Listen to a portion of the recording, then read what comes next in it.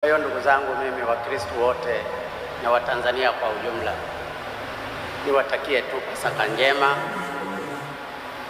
Kufa na kufufuka kwake Bwana wetu Yesu Kristo, akafufuke na matendo yetu, tuendelee kuijenga amani yetu, upendo wetu, na tukajenge maendeleo ya Watanzania wote, kwani Kristo alifundisha upendo miongoni mwetu.